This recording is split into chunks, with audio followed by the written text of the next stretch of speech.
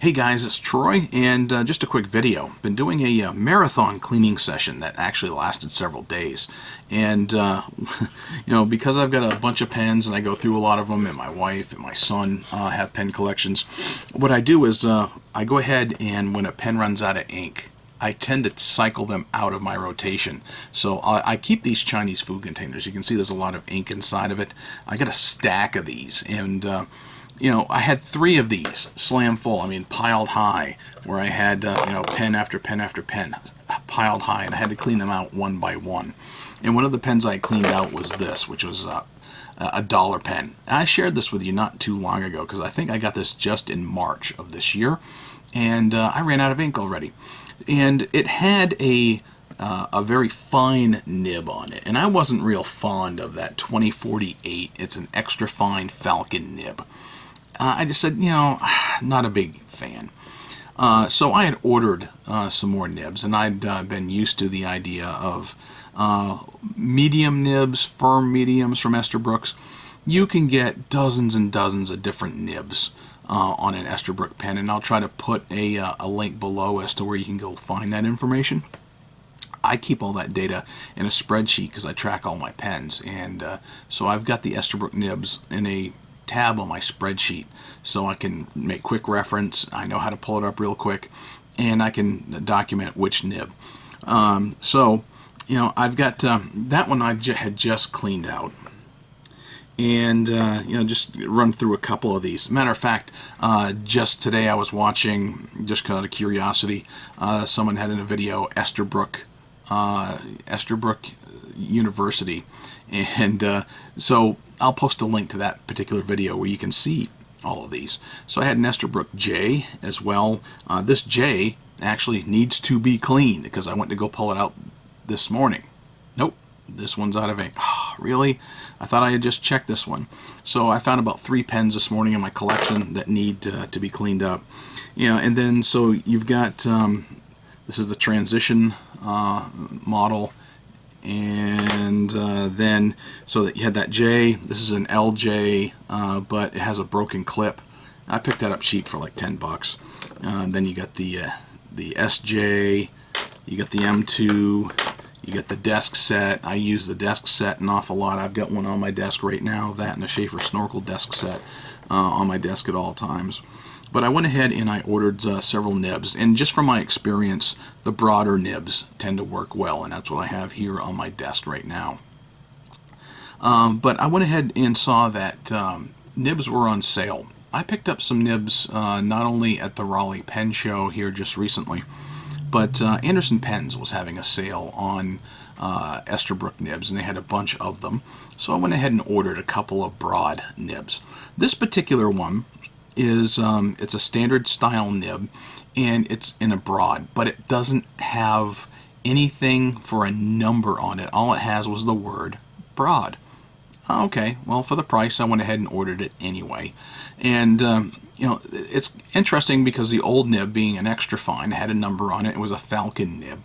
It was the first Falcon nib I'd ever had, and basically the difference between a Falcon nib and a standard nib is simply the shape of the nib. Nothing special other than the shape of the nib. As a matter of fact, here's some graphics right here that show you this is what the 2 nibs look like side by side. This one is the standard nib, and this one is the Falcon nib. So you can see the difference in the curve of the stainless steel that goes on that nib, and that's about the only difference. One of the things I absolutely love about these Esterbrook's is the fact that all of these nibs are interchangeable. So if you've got one and you don't like the nib, all of them, you can simply take it, you can unscrew it, and pull it out. Also, what I find is on these Esterbrook's, which were like from the 1930s on up through the 1950s, not only do they have interchangeable nibs, but what I found is it makes it a whole lot easier to clean. So when I was cleaning out some of these nibs, and I find the same thing with some nicer pens like some of my Pelicans. I was cleaning out one of my Pelicans, and I had a Twisby the same way. I was able to just unscrew that nib, I like nib sections or nib modules like this. You can just pull out and use a blunt tip syringe. You squirt water in here. It makes it so much easier to clean compared to, and much as I love antique pens, the sitting there with a lever going squirt, fill it, squirt, fill it, and in and out, water in and out, and trying to flush it out, you'll never get them clean. But you do actually get them fairly clean if you just take that little nib out and you take a blunt tip syringe and you flush out the inside of that sack. It makes life so much easier. So just a little pro tip that I found out the hard way, all on my own. No one told me that, but I'm sharing it with you. So I put in a new nib. Once I had cleaned this out yesterday, I decided, you know what, I'm going to actually put a new nib in it. I'm going to try that new broad nib. And so let's go ahead and try it. So this is the Esterbrook Dollar Pen. And all it said was broad. I don't know what number. I will tell you this has got a little bit of flex to it. There is no number on this. Here's a graphic or a picture of the nib itself and all that it says on the nib. But this is actually fairly smooth. Fairly smooth.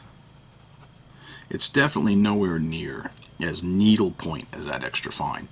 I'm not a big fan of fine and extra fine nibs to start with, but that particular pen, it wrote okay, but doggone that scratchiness of that extra fine nib didn't do it for me. So this one, even though it's a broad, it actually writes more like a medium. And quite honestly, that's what I've been finding with Esterbrook's. Esterbrook nibs tend to run on the narrow side or the fine side of whatever their designation is. So if you get a fine, it's going to write more like I'm used to with an extra fine. If you got a medium, it's going to write closer to a fine. If you've got a broad, it's going to write closer to a medium. That's just my personal experience and what I've been finding out. So anyway, just wanted to share this with you though. The nibs being interchangeable nibs to me are one of the great things that I really, really liked, and I kind of wish a lot more pen companies would do that. But there you go. My Esterbrook Dollar Pen, when I bought this thing, it was pristine condition. I mean, it looked like it had never seen ink when I got it. And for a pen, languishing around from the 1930s, in order to take it, I mean, it's just fantastic shape. Now that I got a nib in here that I really, really like, I'll probably be using it even more than I did previously, because that extra fine nib really didn't make me want to pick it up. But a broad nib, and I may try yet another broad nib, because I've got a couple of others here in my stash now, and I may try yet other broad nibs, just because I like them a whole lot better, and I'm going to be getting more broad nibs than some of these others. So maybe some of these will end up with some more broad nibs in them, just because that's the way I like them. All right, just sharing a few tips, and I'll share with you the link to that Esterbrook University video. There's actually a series of 4 of them out so far, and hey, enjoy.